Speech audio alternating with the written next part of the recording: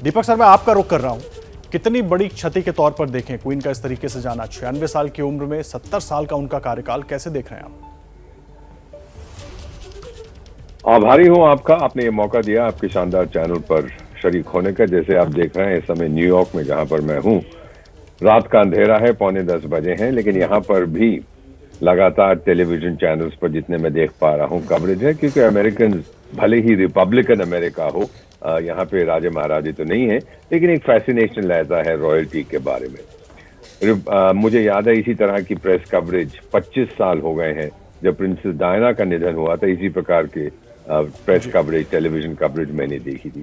Sir, मैं इनसे मिला था ट्यूनीशिया में 1980 में, 42 साल हो गए जब मैं वहां पोस्टिंग पर था। मेरी मेमोरी है ऑफ बहुत ही ग्रेशियस, डिग्निफाइड, एलिगेंट औरत थी। सबके साथ इन्होंने हाथ मिलाए और एक अजीब सा सेंस ऑफ ह्यूमर भी था इनका। और इनके साथ जो इनके कॉन्सॉर्ट थे प्रिंस फिलिप, वो थोड़े से जरा स्टिफ थे।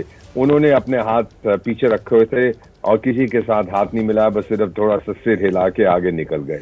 तो उसके अपने देश के लोग उसे बहुत हाई एस्टीम में रिगार्ड करते थे। और सर, एक चीज और है कि 70 साल का जिन्होंने राज किया है, जो मेजॉरिटी ऑफ ब्रिटिश लोग हैं उनको और पता ही नहीं कोई और।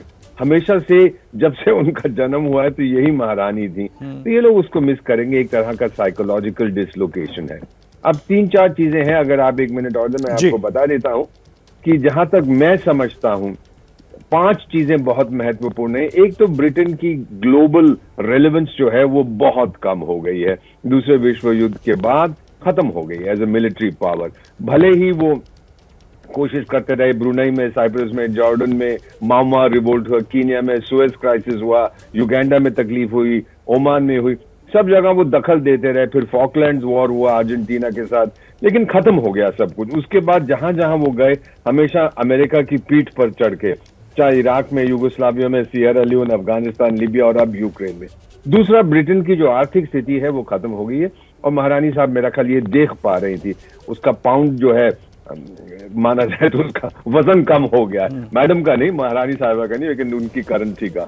इकोनॉमी खत्म हो रही है, कीमतें बढ़ रही हैं। तीसरा, पॉलिटिकल इररेलेवेंस। अगर वो सिक्योरिटी काउंसिल के परमानेंट मेंबर ना होते, उनका इंटरनेशनल इन्फ्लुएंस ब्रिटेन का शायद उतना होता जितना सोमालिया या टुवालू का है।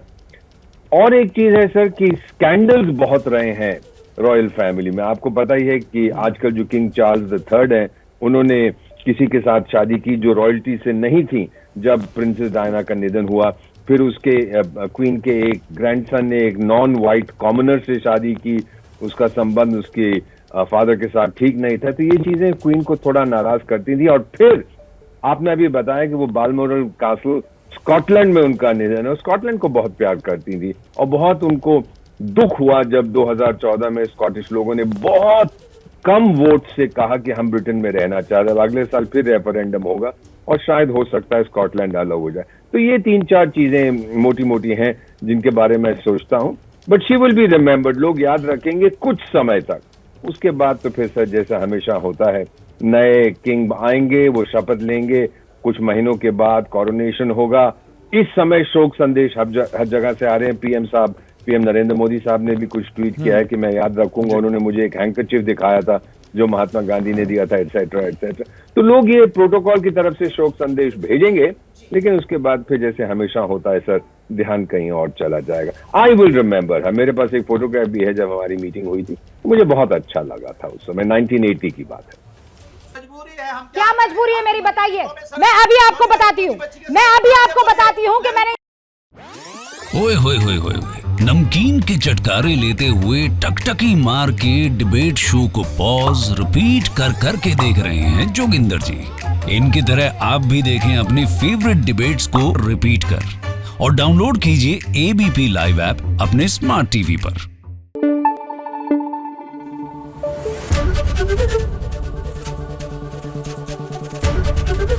एबीपी न्यूज आपको रखे आगे।